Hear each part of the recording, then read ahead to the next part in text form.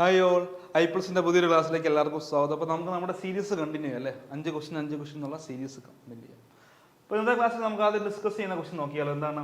Who undertakes the responsibility of providing cooperative education and training in Kerala? ഇപ്പോൾ കേരളത്തിൽ സഹകരണവുമായിട്ട് ബന്ധപ്പെട്ട education അല്ലെ, സഹകരണ വിദ്യാഭ്യാസവും അതുമായിട്ട് ബന്ധപ്പെട്ട പരിശീലനങ്ങളെന്ന് പറയാം. അല്ലെങ്കിൽ എന്താണ്? Cooperative education and training in Kerala is the responsibility of dash. Okay, നമുക്ക് ഓപ്ഷൻ നോക്കാം അല്ലെ. ഓപ്ഷൻ എയിൽ പറയുന്നു central cooperative training institute. Option A എന്താണ്? Central cooperative training institute. Option ബിയിൽ പറയുന്നു സ്റ്റേറ്റ് കോപ്പറേറ്റീവ് യൂണിയൻ. ഓപ്ഷൻ ബിയിൽ പറയുന്നു സ്റ്റേറ്റ് സംസ്ഥാന സഹകരണ യൂണിയൻ എന്ന് പറയുന്നു. ഓപ്ഷൻ സിയിൽ പറയുന്നു central cooperative union. Okay, and option D SIDBI. ഒരിക്കലും വരില്ല, സിഡ്ബി ഒരിക്കലും വരില്ല. പിന്നെ central cooperative training institute, central cooperative union, state cooperative union. നമ്മൾ ക്വസ്റ്റ്യൻ പ്രോപ്പർ ആയിട്ടൊന്ന് വായിച്ചാൽ തന്നെ മനസ്സിലാവും. എന്താ പറയുക? Responsibility of providing cooperative education and training in Kerala. അപ്പൊ കേരളത്തിലെ കാര്യമല്ലേ പറയുന്നത് അല്ലേ? അപ്പൊ എന്താണ്? കേരളത്തിലെ കാര്യമാണ് പറയുന്നത്. അപ്പൊ എന്താണ് എന്നെ ആൻസർ വരിക? Training in Kerala. ആൻസർ വരുന്നത് എന്താണ്?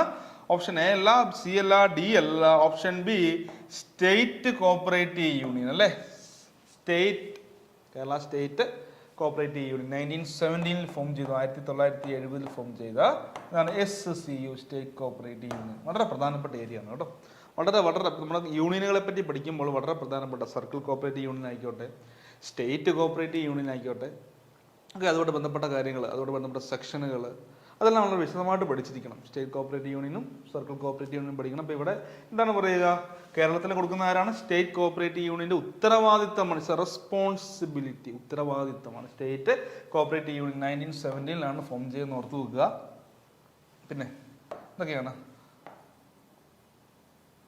കോപ്പറേറ്റീവ് എഡ്യൂക്കേഷൻ ഫണ്ടിന്റെ, കോപ്പറേറ്റീവ് എഡ്യൂക്കേഷൻ ഫണ്ടിന്റെ കസ്റ്റോഡിയൻ, കോപ്പറേറ്റീവ് എഡ്യൂക്കേഷൻ ഫണ്ടിന്റെ കസ്റ്റോഡിയൻ ആരാണ്?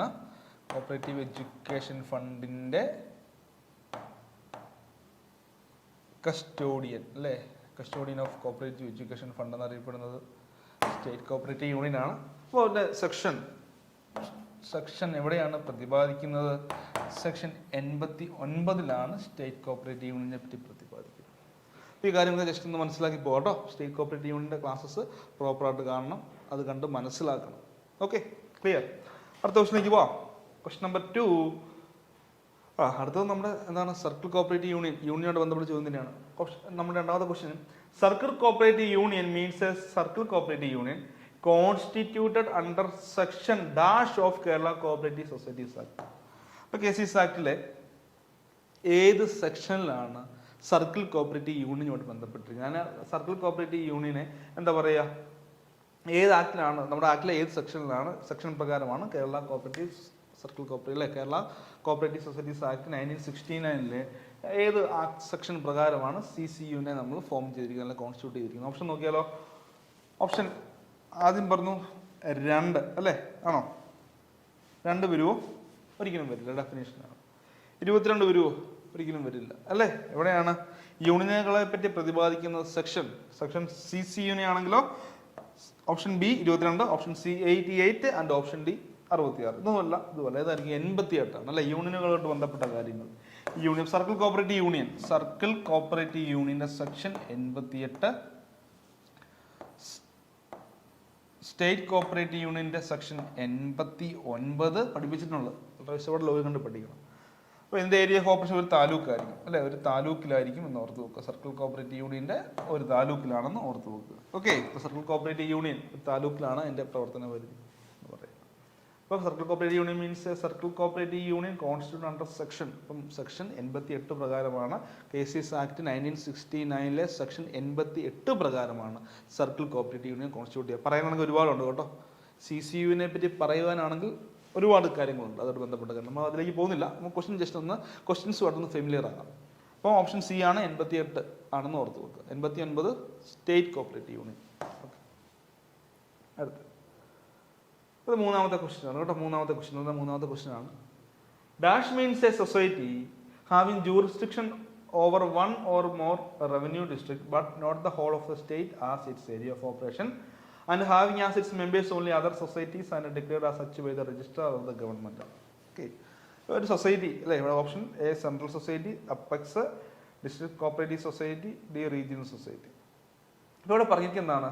സൊസൈറ്റി അല്ലെ, ഡാഷ് മീൻസ് ഒരു, അതായത് ഒരു സൊസൈറ്റി അതിന്റെ എന്താണ് ജൂറിസ്ഡിക്ഷൻ അല്ലെങ്കിൽ അധികാരപരിധി, ഏരിയ ഓഫ് ഓപ്പറേഷൻ എന്ന് പറയുന്നത് over 1 or more revenue district, ഒന്നോ അതിലധികം റവന്യൂ ഡിസ്ട്രിക്റ്റിലേക്കാൾ എന്താണ് കൂടുതലായിരിക്കും അതിന്റെ ഏരിയ ഓഫ് ഓപ്പറേഷൻ. ബട്ട് എന്താണ്, ഒരു സ്റ്റേറ്റ് മൊത്തമില്ല, but not whole of the state. ഓർത്ത് നോക്കുക, dash means a society having jurisdiction over 1 or more revenue district, ഒന്നോ അതിലധികമോ റവന്യൂ ഡിസ്ട്രിക്റ്റിലായിരിക്കും അതിന്റെ എന്ത് പറയുക, അതിന്റെ പ്രവർത്തനം വരും, area of operation. But not the whole of the state, സംസ്ഥാനം ഒട്ടാകെയില്ല. ആൻഡ് എന്താ പറയുക, and having as its members only other society. അപ്പോൾ ഈ സംഘത്തിലെ, ഈ സൊസൈറ്റിയിലെ മെമ്പർ മറ്റ് സൊസൈറ്റീസ് ആയിരിക്കും. Okay. And declared as such by registrar or the government. Okay. Apex ആണെങ്കിൽ എന്താണ്, സംസ്ഥാനം ഒട്ടാകെ ഏരിയ ഓഫ് ഓപ്പറേഷൻ ഉള്ളതിനെയാണ്, സംസ്ഥാനം ഒട്ടാകെ ഏരിയ ഓഫ് ഓപ്പറേഷൻ ഉള്ളതിനെയാണ് നമ്മൾ അപ്പെക്സ് സംഘങ്ങൾ എന്ന് പറയുന്നത് അല്ലേ. നമ്മൾ ഡെഫിനേഷൻ പഠിച്ചിട്ടുണ്ട്. നിങ്ങൾ കണ്ട് മനസ്സിലാക്കണം, നമ്മുടെ കേസസ് ആക്ടിലെ സെക്ഷൻ 2 ഡെഫിനേഷൻസ് ആണ്. റൂളിലും സെക്ഷൻ 2ലും റൂൾ 2ലും ഡെഫിനേഷൻസ് ആണ്. അപ്പോൾ അതെല്ലാവരും ഒന്ന് വായിച്ച് മനസ്സിലാക്കിയിരിക്കണം. അതിൽ വളരെ വിശദമായിട്ട് പറയുന്നുണ്ട് ഓരോ സൊസൈറ്റി സംഘങ്ങളെ പറ്റി.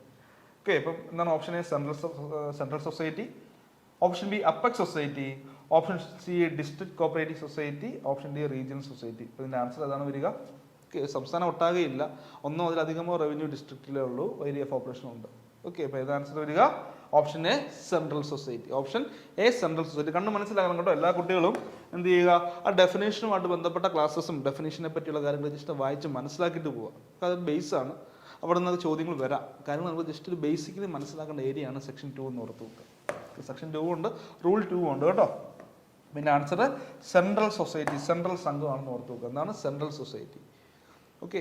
ഒന്നോ അതിലധികമോ റവന്യൂ ഡിസ്ട്രിക്റ്റിൽ ഏരിയ ഓഫ് ഓപ്പറേഷൻ ഉണ്ട്. സംസ്ഥാനം ഒട്ടാകെ ഏരിയ ഓഫ് ഓപ്പറേഷൻ ഇല്ല, but not whole of the state. സംസ്ഥാനം ഒട്ടാകെ ഇല്ല, ഒന്നോ അതിലധികമോ എന്താ പറയുക, മോർ ദാൻ 1 or അല്ല, അങ്ങനെയല്ല പറയുന്നത്, over 1 or more revenue district. Okay. അവിടെ ആയിരിക്കും അതിൻ്റെ ഏരിയ ഓഫ് ഓപ്പറേഷൻ ഉള്ളത്. പിന്നെ അതിൻ്റെ മെമ്പർമാർ എന്ന് പറയാൻ മറ്റ് സംഘങ്ങളായിരിക്കും. പിന്നെ അത് ആരാണ്, രജിസ്ട്രാർ ഗവൺമെൻറ് ഡിക്ലെയർ ചെയ്യുകയും ചെയ്യണം. ഓർത്ത് നോക്കണം കേട്ടോ, വളരെ പ്രധാനപ്പെട്ടതാണ്. ഓക്കെ. നമുക്ക് 4ാമത്തെ ക്വസ്റ്റിലേക്ക് പോയാലോ. ഇതാണ് dash member. Dash member means a member who possess only such privileges and right of a member and who is subject only to such liabilities of a member as may be specified in the bylaw.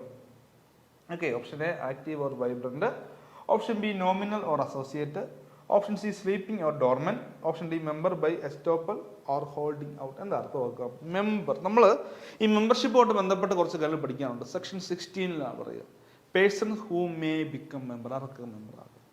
അങ്ങനെ കുറേ conditions ഒക്കെ പറയുന്നുണ്ട്. Area of operation അണ്ടറിൽ ഉണ്ടായിരിക്കണം. അങ്ങനെ എന്താണ് മെമ്പർഷിപ്പുമായിട്ട് ബന്ധപ്പെട്ട കുറേ ചാപ്റ്ററുകളുണ്ട്. സെക്ഷൻ 16 എക്സ്പൾഷൻ, സെക്ഷൻ 17 പ്രകാരം എക്സ്പൾഷൻ, പുറത്താക്കൽ. ഇപ്പൊ സെക്ഷൻ 18 പ്രകാരം അവിടെ ഒരാളെ പറ്റി പറയുന്നുണ്ട്, നോമിനൽ ഓർ അസോസിയേറ്റ് മെമ്പർ. എന്താണ് നോമിനൽ ഓർ അസോസിയേറ്റ് മെമ്പർ? എന്താണ് കൂട്ടി, നോമിനൽ ഓർ അസോസിയേറ്റ് മെമ്പർ. അതായത് നാമമാത്രമായ അംഗം അല്ലെ, പേരിന് മാത്രം. അതായത് എന്താണ്, അവിടെ എ ക്ലാസ് മെമ്പർഷിപ്പിൽ നമുക്ക് ചേർക്കാൻ പറ്റാത്ത അംഗങ്ങളെ നമ്മൾ നോമിനൽ ഓർ അസോസിയേറ്റ് മെമ്പറായിട്ട് ആഡ് ചെയ്യാറുണ്ട്. നമ്മുടെ ഏരിയ ഓഫ് ഓപ്പറേഷന് വരുന്നതിന് നമ്മൾ എ ക്ലാസ് മെമ്പർ, എന്താണ് എ ക്ലാസ് മെമ്പർ അഥവാ വോട്ട് അവകാശമുള്ള മെമ്പറായിട്ട് നമ്മൾ ആഡ് ചെയ്യുന്നുണ്ട്. അവിടെ കുറേ കണ്ടീഷൻ പറഞ്ഞിട്ടുണ്ടല്ലേ, 18 വയസ്സായിരിക്കണം. അവരൊക്കെ എന്താണ്, അവരെയൊക്കെ നമ്മൾ ചേർക്കുന്നത് എന്താണ്, ആ ലെവലിൽ വരുന്ന ആൾക്കാരല്ല എ ക്ലാസ് മെമ്പേഴ്സാണ്. ഇപ്പം നമ്മുടെ എന്താണ് പ്രവർത്തന പരിധിക്ക് പുറമേ ഉള്ള നമുക്കൊരു പഞ്ചായത്ത്, ഇപ്പം നമ്മളൊരു സർവീസ് കോപ്പറേറ്റീവ് ബാങ്കാണ്, പാക്സ് ആണ്, ഒരു പഞ്ചായത്താണ് ഏരിയ ഓഫ് ഓപ്പറേഷൻ. അപ്പോൾ എന്താണ്, മറ്റൊരു പഞ്ചായത്തിൽ നിന്ന് ഒരാൾ നമ്മുടെ ബാങ്കിൽ വരികയാണ്, എന്നിട്ട് പറയുകയാണ്, സാറേ എനിക്കിത് പണയം വെക്കണം, എനിക്ക് പണയം വെക്കണം. ഇപ്പം നമുക്ക് അവിടെ പറഞ്ഞു വിടാൻ പറ്റുമോ? നിങ്ങൾ ഞങ്ങളുടെ പ്രവർത്തന പരിധിയിലുള്ള ആളല്ലോ, മറ്റു പഞ്ചായത്തല്ലേ, ഞങ്ങൾക്ക് നിങ്ങൾ പണയം മേടിക്കാൻ പറ്റില്ല, പറഞ്ഞു വിടാൻ പറ്റില്ല. നമ്മൾ അവരെ എന്താണ് നോമിനൽ ഓർ അസോസിയേറ്റ് മെമ്പറായിട്ട് ആഡ് ചെയ്യും കേട്ടോ. നമ്മളവരെ എന്താണ് നോമിനൽ ഓർ അസോസിയേറ്റ് മെമ്പറായിട്ട് ആഡ് ചെയ്യും. ഇപ്പം നോമിനൽ അസോസിയേറ്റ് എന്ന് പറയുന്നത് നാമമാത്രമായ മെമ്പർ അല്ലെ, പേരിന് മാത്രമായിട്ട് അംഗങ്ങളായിട്ട്. അവർക്ക് എല്ലാ സർവീസുകളും നമുക്ക് പ്രൊവൈഡ് ചെയ്യാൻ പറ്റില്ല, അവർക്ക് വോട്ടവകാശമില്ല, മറ്റു കാര്യങ്ങളൊന്നുമില്ല. അതിനെ പറ്റിയാണ് നമ്മൾ പറയുന്നത്. ഇപ്പോൾ ഇവിടെ പറയുന്നുണ്ട്, ഇപ്പോൾ നമ്മുടെ സെക്ഷൻ്റെ അകത്ത് വളരെ പ്രധാനമായിട്ടും പറയുന്നുണ്ട്. സെക്ഷൻ 18 പറയുന്നുണ്ട് അല്ലേ, means a member who possess only such privileges and right of a member. അതിൽ മെമ്പറിൻ്റെ ചില പ്രിവിലേജും ചില റൈറ്റും ഉണ്ട്. And who is subject only to such liability of a member as may be specified in the bylaw. ബൈലോയിൽ പറയുന്ന പ്രകാരമായിരിക്കും അവരുടെ റൈറ്റ്, അവർ ലയബിലിറ്റീസ് ഒക്കെ. അപ്പം ഒന്നാമത്തെ ആക്റ്റീവ് ഓർ വൈബ്രന്റ് മെമ്പർ അല്ല.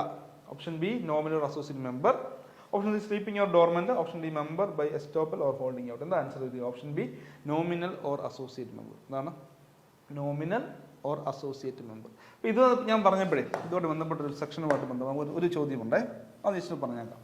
അതായത് ഒരു ഹോസ്പിറ്റൽ സൊസൈറ്റിക്ക്, ഓർത്ത് വെക്കണേ, ഒരു ഹോസ്പിറ്റൽ സൊസൈറ്റിക്ക് മറ്റേതൊരു സൊസൈറ്റിയെയും ഇവിടെ മെമ്പർമാരുടെ കാര്യം പറയും. ഒരു ഹോസ്പിറ്റൽ സൊസൈറ്റിക്ക് മറ്റേതൊരു സൊസൈറ്റിയെയും നോമിനൽ അസോസിയേറ്റ് മെമ്പറായിട്ട് ആഡ് ചെയ്യുന്ന ഓർത്തോണം. പ്രീവിയസ് ചോദ്യമാണ്. ഒരു ഹോസ്പിറ്റൽ സൊസൈറ്റിക്ക് വേറെ ഏതൊരു സൊസൈറ്റിയും എന്താണ് നോമിനൽ ഒരു അസോസിയേറ്റ് മെമ്പറായിട്ട് ആഡ് ചെയ്യാമെന്ന് ജസ്റ്റ് ഒന്ന് ഓർത്ത് വെച്ചേക്കണം. ഓക്കെ, ക്ലിയർ ആണെന്ന് വിചാരിക്കുന്നു. നമുക്ക് ലാസ്റ്റ് അഞ്ചാമത്തെ ക്വസ്റ്റ്യൻ അല്ലേ, നമ്മുടെ ലാസ്റ്റ് ക്വസ്റ്റ്യനിലേക്ക് പോകാം.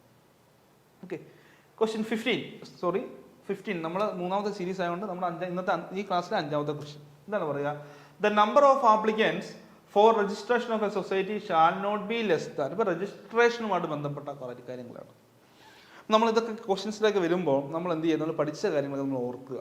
ഓക്കെ, സെക്ഷൻ 3 രജിസ്ട്രാർ, സെക്ഷൻ 4 അതിൻ്റെ ഒബ്ജക്റ്റീവ്സ്, സെക്ഷൻ 5 ലിമിറ്റഡ് ലയബിലിറ്റി ആയിട്ട് മാത്രമേ നമുക്ക് രജിസ്റ്റർ ചെയ്യാൻ പറ്റുള്ളൂ, section 6 application for registration, section 7 registration, പിന്നെ അങ്ങ് പോവുകയാണ് രജിസ്റ്റർ സർട്ടിഫിക്കറ്റ് കാര്യങ്ങൾ അങ്ങനെ നമ്മൾ എന്താണ് മുൻപോട്ട് പോവുകയാണ്. അപ്പോൾ ആ കാര്യങ്ങളെല്ലാം നമ്മൾ ഇപ്പോൾ ഇത് രജിസ്ട്രേഷൻ്റെ ഒരു പാർട്ട് ആ ഭാഗത്തു നിന്നുള്ള ക്വസ്റ്റ്യൻ ആണ് അല്ലേ.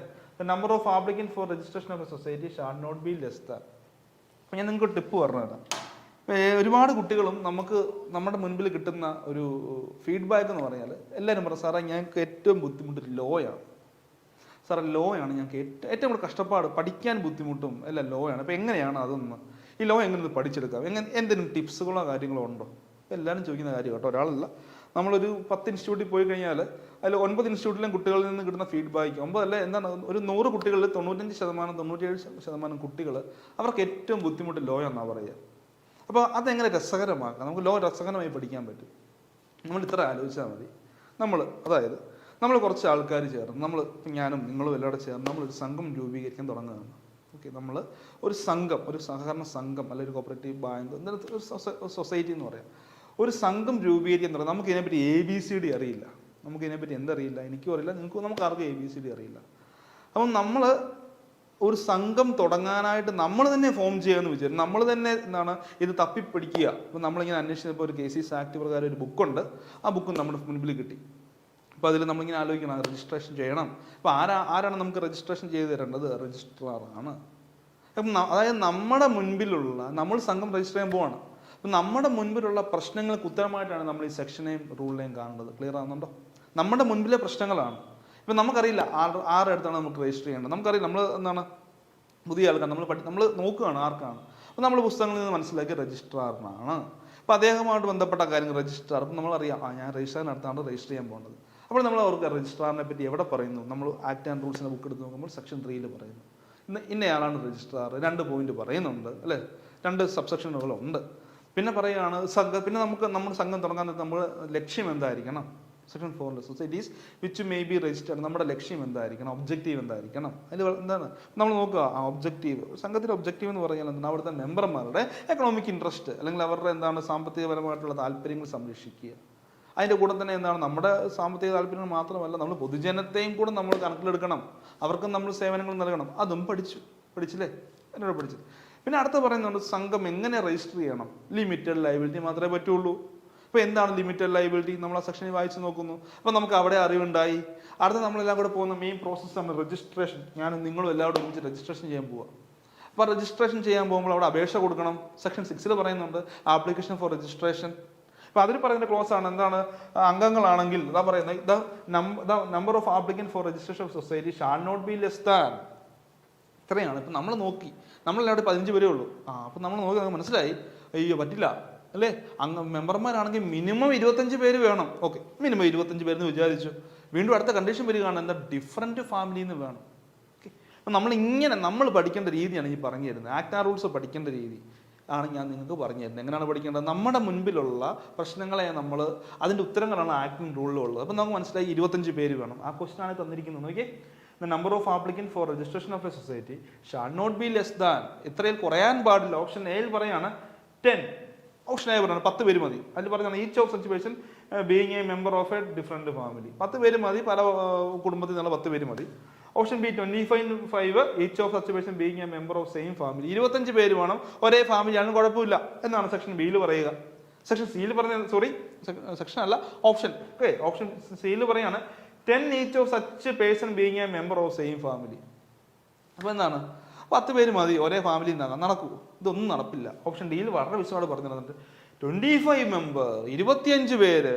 Each of such person being a member of a different family. എന്താണ് ഡിഫറെന്റ് ഫാമിലി, പല കുടുംബത്തിൽ നിന്നുള്ള മിനിമം 25 പേരെങ്കിലും, അതായത് 25 പേരിൽ കുറയാത്ത ആൾക്കാരായിരിക്കണം എന്ത് ചെയ്യുക, രജിസ്റ്റർ ചെയ്യാൻ പോകേണ്ടത്. ഇപ്പം മിനിമം എത്ര പേര് വേണം? 25 പേര് വേണം.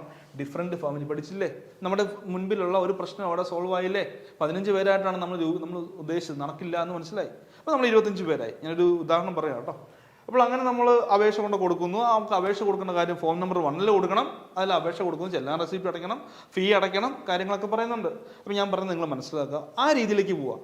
സെക്ഷൻ 6 കഴിഞ്ഞു. Section 7 registration. ഇപ്പൊ രജിസ്ട്രേഷൻ പഠിക്കുന്ന സമയത്ത് നമ്മളെല്ലാവരും രജിസ്ട്രാറിനെ പോലെ ചിന്തിക്കണം. ഓക്കെ, നമ്മൾ അപേക്ഷ കൊടുത്താൽ നമ്മളൊക്കെ ജസ്റ്റ് മാറി നിൽക്കുക, മെമ്പർമാർ നമ്മൾ ജസ്റ്റ് ഇങ്ങനെ മാറി നിന്നോ. ഇനി അടുത്ത നമ്മുടെ ചിന്താശേഷി നമ്മൾ ചിന്തിക്കേണ്ടത്, നമ്മൾ ഓർക്കുക, നമ്മൾ നാളെ എന്താണ് ഇൻസ്പെക്ടർ എക്സാം എഴുതിയിട്ട് നമ്മൾ ഫാമിലി രജിസ്ട്രാർ ആകുകയാണ്. നമ്മുടെ മുൻപിൽ അപേക്ഷയായിട്ട് വന്നിരിക്കുകയാണ് ആൾക്കാർ രജിസ്റ്റർ ചെയ്യാൻ. നമ്മൾ നോക്കണം. അപ്പം നമ്മൾ രജിസ്ട്രാറിൻ്റെ ഒരു ചിന്താരീതി വരണം. ഈ രീതിയിൽ വേണം നമ്മൾ എന്ത് ചെയ്യാൻ, ലോ പഠിക്കാൻ. ഇപ്പോൾ ലോയുടെ ക്വസ്റ്റ്യൻ വന്നുകൊണ്ട് ഞാൻ പറഞ്ഞ കേട്ടോ, ലോയുടെ ക്വസ്റ്റ്യൻ വന്നുകൊണ്ട് പറഞ്ഞതാണ്. അതായത് കുഞ്ഞു കുട്ടിയുടെ ജനനം മുതൽ അതിൻ്റെ മരണം വരെയാണ് നമ്മൾ ലോയിൽ പറയുക. അതിൽ തന്നെ വീണ്ടും പഠിച്ചുണ്ട്. സെക്ഷൻ 80 ഒക്കെ വരുമ്പോൾ അവിടുത്തെ ഇന്നർ കാര്യങ്ങളൊക്കെ വരുന്നുണ്ട്, ഓഫീസേഴ്സിനെ പറ്റി വരുന്നുണ്ട്. ഓക്കെ, അപ്പോൾ ഈ രീതിയിൽ കാര്യങ്ങൾ പഠിക്കുക. അപ്പം നമ്മൾ ഇന്നത്തെ 5 ക്വസ്റ്റ്യൻ നിങ്ങൾക്ക് മനസ്സിലായെന്ന് വിചാരിക്കുന്നു. ഓക്കെ, ഞാൻ പറഞ്ഞ ആ ഒരു മെത്തേഡ് തന്നെ നിങ്ങൾ പഠിക്കുക, നിങ്ങൾക്ക് ഉറപ്പാട് സക്സസ് ആകാൻ പറ്റും. പിന്നെ ഇന്നത്തെ 5 ക്വസ്റ്റ്യൻ നിങ്ങൾക്ക് മനസ്സിലായെന്ന് വിചാരിക്കുന്നു. അടുത്ത ക്ലാസ്സിൽ പുതിയൊരു 5 ക്വസ്റ്റ്യൻ നമുക്ക് കാണാം. Okay, thank you.